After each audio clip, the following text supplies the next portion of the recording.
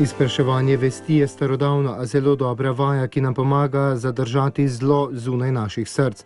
Tako je zatrdil papež Frančišek med jutranjo sveto mašo, ki jo je kot običajno daroval v kapeli doma svete Marte 10. oktobra.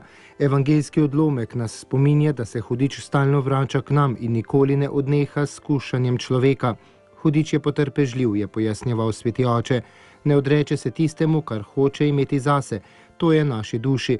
Po skušnjavah v puščavi, kot poroča evangelist Luka, se je hudič od Jezusa za določen čas umaknil, a kasneje v njegovem življenju se je vrnil še večkrat. Naprimer, ko so ga preizkušali, ko so mu nastavljali pasti med pasijonom vse do križa. Govoril mu je: če si ti res Božji sin, pridi k nam.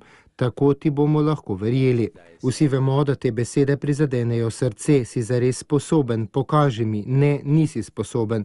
Tako kot je hudič delal z Jezusom, vse do konca se dogaja tudi nam. Zato je po papeževih besedah potrebno varovati naša srca, kjer prebiva sveti duh, da bi vanje ne vstopili drugi duhovi. Srce se varuje, tako kot hišo, zaklenemo ga s ključem, nato pa moramo kot stražniki bdeti.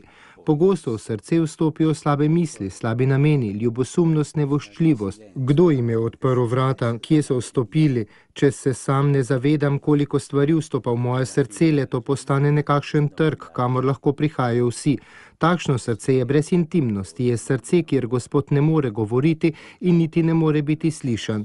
Jezus v evangeljskem odlomku reče še nekaj, kar se zdi nekoliko čudno. Kdor z menoj ne zbira, raztresa. Uporabi besedo zbirati, imeti zbrano srce, srce, za katerega vemo, da se z njim dogaja. Na tem mestu je papež Frančišek spomnil na starodavno, a dobro cerkveno vajo. Izpraševanje vesti, kaj se je danes dogajalo v mojem srcu, kaj se je zgodilo. Če tega ne storimo, ne znamo zares dobro bdeti in ne dobro varovati.